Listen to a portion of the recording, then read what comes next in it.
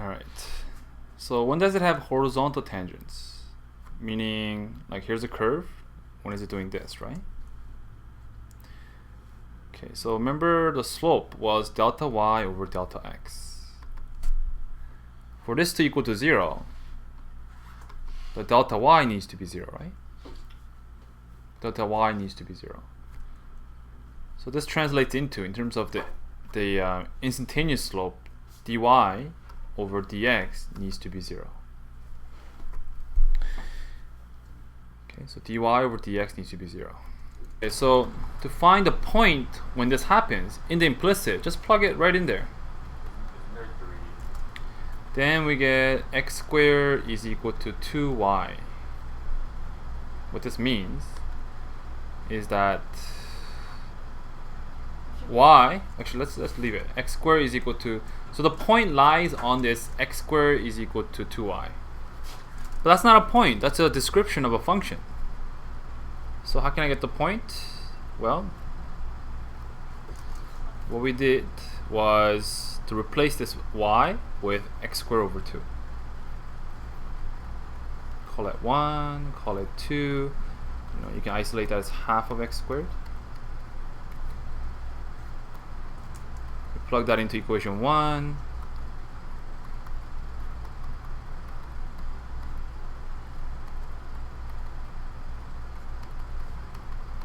Like that.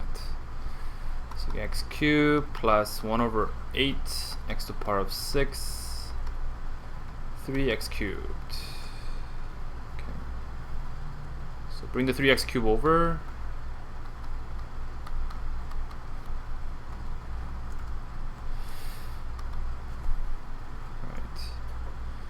Multiply both sides by 8.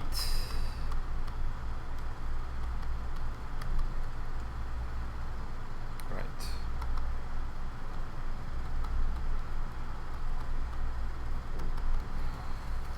Okay, so the answer is x equals 0, or the cubic root of 16. Okay. So at those points, we get there's 2 points, right? We get a horizontal tangent. This is not a point, this is x values. So if you actually want to find out what the y coordinate is, you can just plug it in here. So using this 2 prime, right, y is equal to half of x squared, right? So y is equal to, so 0, 0, there's a horizontal tangent. And when x is equal to the cubic root of 16, so y will be half of, square that. So you actually get 2 to the power of 8. This is 2 to the power of 4. So you can pull out 4 and you get 4 left in here. So it's 2 cubic root of 4. So the other point is, this is actually 2 to the power of 4 cubic root, right? You can write it like this too.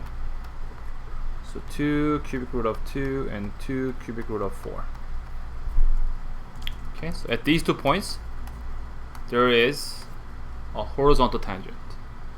So what do you think vertical tangent is? Okay, if we want to talk about vertical tangents, right? We want to make that equal to 0. Okay.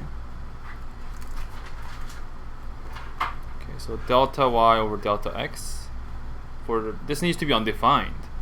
But that's not really good, right? We don't want to use undefined equation.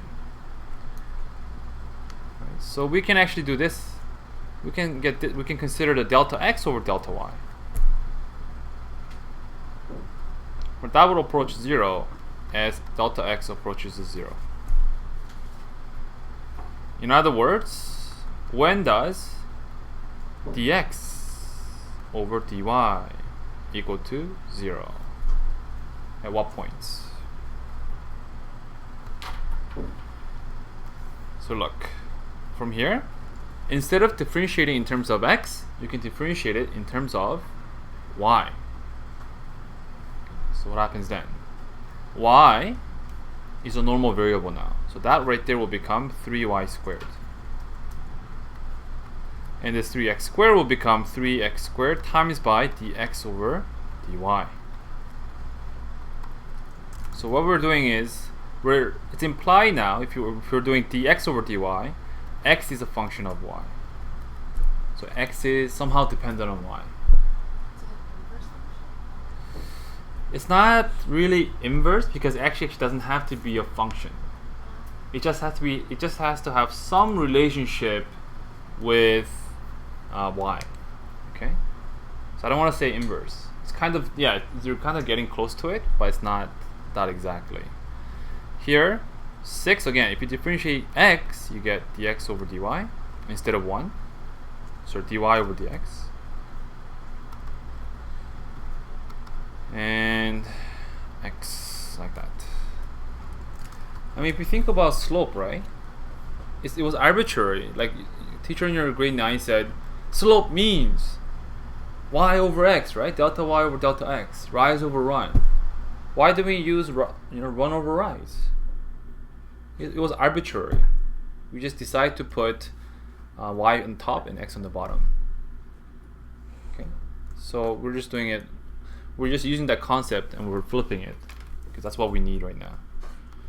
Okay, and then to find out when does it have a vertical tangent, we just set that to be 0. So you get 3x squared is equal to 6x. Oh, sorry, 3y squared. So you get y squared is equal to 2x, right? And then what you would do is replace all the x with all in terms of y now. Same procedure. Okay. Okay, I'm not gonna do that though. It's a little bit messy, but the idea is exactly the same as the previous example.